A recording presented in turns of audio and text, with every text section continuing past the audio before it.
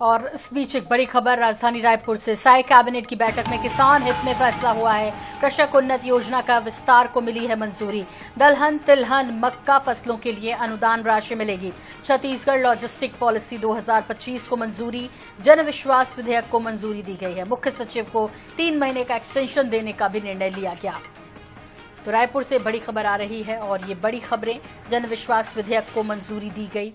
क्या क्या हुआ इस कैबिनेट में, अहम फैसले वो आपके साथ साझा कर रहे हैं। मुख्य सचिव को 3 महीने का एक्सटेंशन भी मिल गया और कृषक उन्नत योजना को विस्तार को हरी झंडी मिली। जन विश्वास विधेयक को मंजूरी दी गई। इस पर ज्यादा जानकारी के लिए बात करते हैं। हमारे सहयोगी स्वप्निल गौरखेड़े हमारे साथ जुड़ गए हैं। स्वप्निल, आज का दिन बेहद खास रहा। कैबिनेट में कई अहम फैसले हुए, विस्तार के साथ आपसे जानना चाहेंगे। जी बिल्कुल, साय कैबिनेट की बैठक में आज कई महत्वपूर्ण निर्णय लिए गए और किसान हित, अधिकारी कर्मचारियों के हित में जो है बड़ा निर्णय लिया गया है। किसानों की बात करें तो धान की फसलों के साथ अब दलहन तिलहन मक्का की फसल को प्रोत्साहित करने के लिए सरकार ने एक बड़ा निर्णय लिया है और कृषक उन्नत योजना का विस्तार करते हुए अब दलहन तिलहन और मक्का की फसल लेने वाले किसानों को भी जिस तरीके से धान की फसल लगाने पर 3100 रुपये समर्थन मूल्य दिया जाता था, उसी तरह अब जो है दलहन तिलहन और मक्का की फसल लेने वाले किसानों को भी जो है 3100 रुपये समर्थन मूल्य दिया जाएगा। अनुदान राशि जो है वो दी जाएगी। तो ये बड़ा निर्णय है और इस निर्णय से जो किसान है वो धान के साथ अब दलहन तिलहन की खेती के लिए जो है प्रोत्साहित होंगे और इस कदम से माना जा रहा है कि अब धान का रकबा बढ़ने के साथ जो दलहन तिलहन की जो खेती है उसको भी प्रदेश पर बढ़ावा मिलेगा। तो ये किसान हित में एक सरकार ने बड़ा निर्णय लिया है।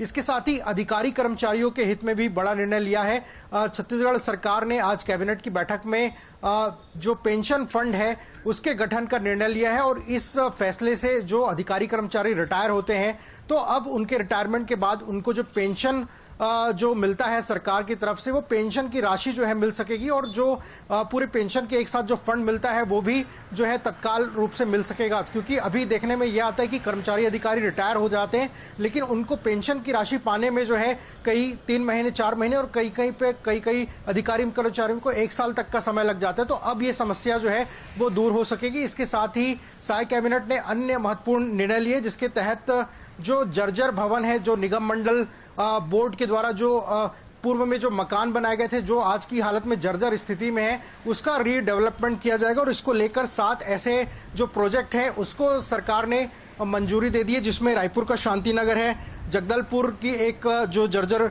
बिल्डिंग है वो भी शामिल है। इसके अलावा सिविल लाइन कांकेर, क्लब पारा महासमुंद, कटघोरा कोरबा की भी जो जर्जर भवनें हैं जो निगम मंडलों द्वारा पूर्व में बनाई गई थी, उसको रीडेवलपमेंट जो है सरकार जो है अब कर सकेगी और नया भवन जो है वहां पर बन सकेगा।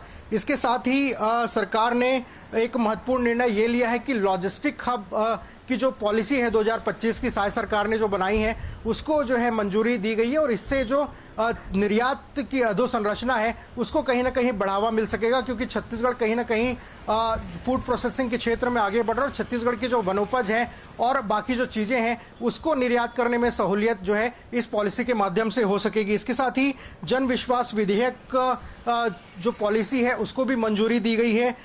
इससे जो है अनावश्यक न्यायालयीन जो प्रकरण है, जो लोग न्यायालय में दर दर की ठोकरें खाते हैं, उससे कहीं ना कहीं निजात मिलती हुई नजर आएगी। इसके साथ ही सरकार ने और भी कई महत्वपूर्ण निर्णय आज की कैबिनेट की बैठक में लिए हैं। जी बहुत बहुत धन्यवाद स्वप्निल इस तमाम जानकारी के लिए आपका।